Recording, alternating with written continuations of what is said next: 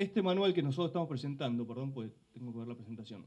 Este manual que estamos presentando y ofreciendo por pedido de la Cámara es una herramienta, primero es obligatorio.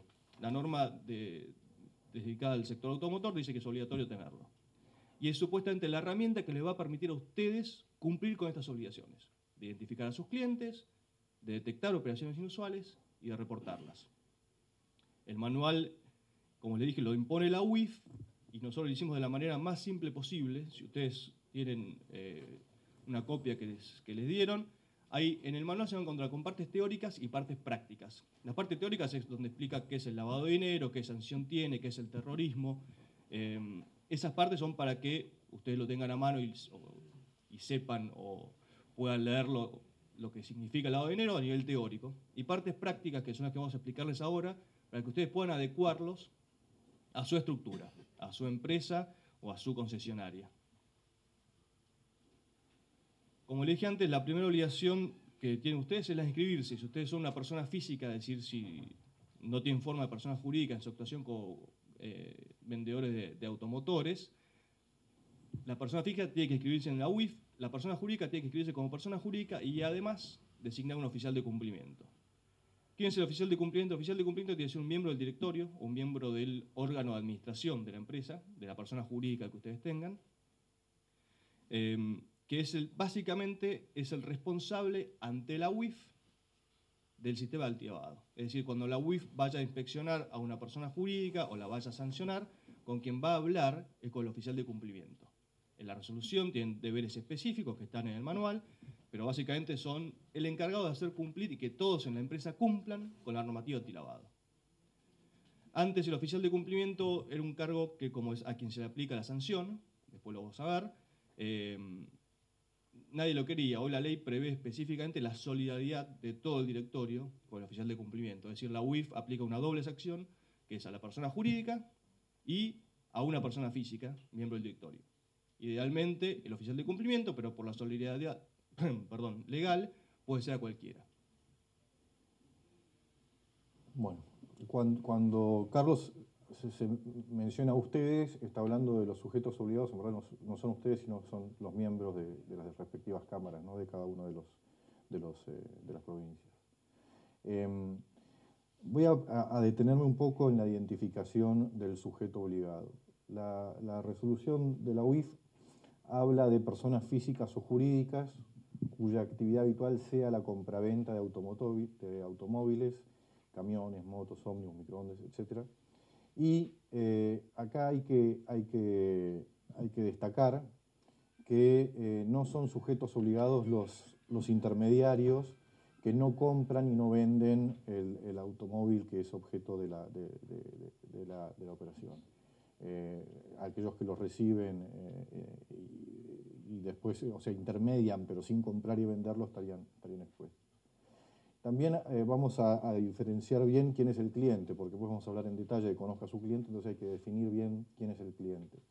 Y cliente es la persona, también física o jurídica, respecto a las cuales los sujetos obligados efectúan las operaciones de compraventa del automóvil.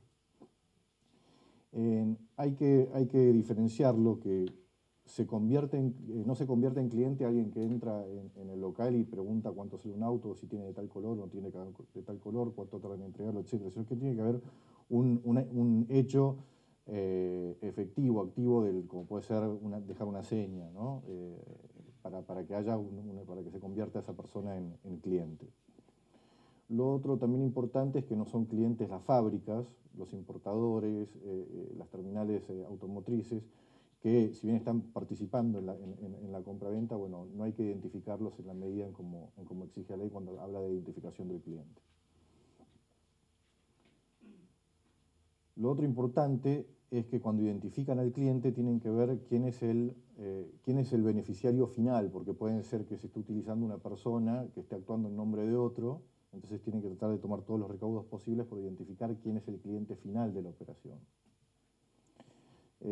Lo otro que hay que, como especificaba Carlos antes, es este tema de identificar realmente quién es el cliente, tener la documentación que respalde quién es ese cliente y tener también la documentación que respalde de dónde obtuvo los fondos, en algunos casos especiales que lo vamos a ver ahora a continuación, que son cuando se hace un perfil del cliente. Entonces, identificar el cliente, identificar de dónde provienen los fondos para realizar la operación y tener la documentación respaldatoria de todo ello. Nosotros, como les decíamos,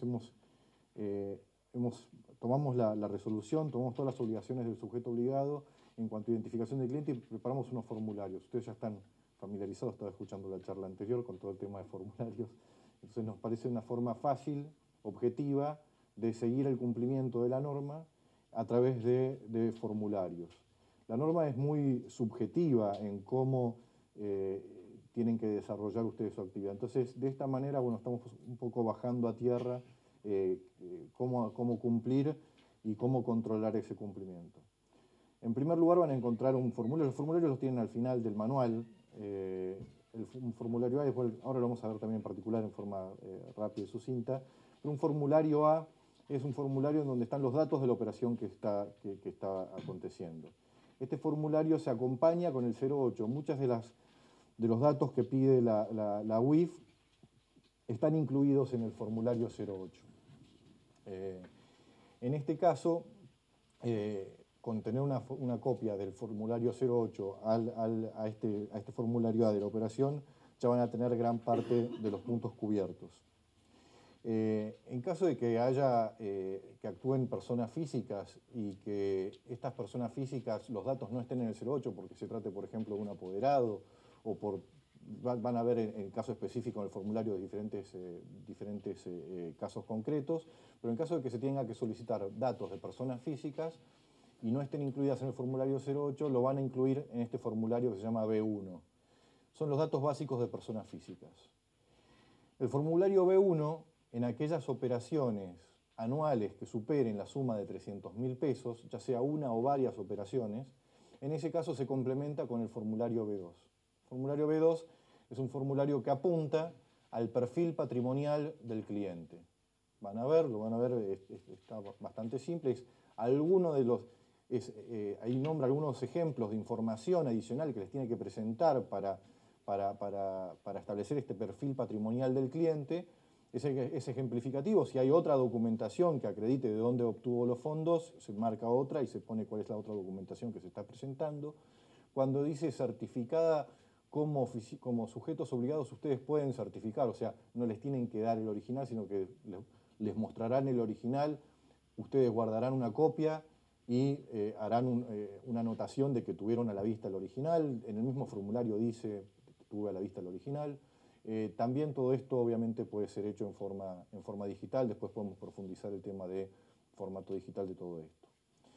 En caso de que se trate de una persona jurídica, ahí el formulario 08, la información que tiene es mucho más básica, o sea, ahí no cumple con lo que pide la UIF. Entonces, en caso de persona jurídica, se adjunta también el formulario 08, pero ya van a ver que en el formulario C1 van a encontrar más información que se le tiene que pedir al comprador para que lo llene, o el vendedor, dado el caso. En este caso, en el formulario C1 también tiene un formulario C2 de perfil patrimonial de la persona en caso que la operación supere los 300.000 pesos anuales, la operación o las operaciones que hayan realizado.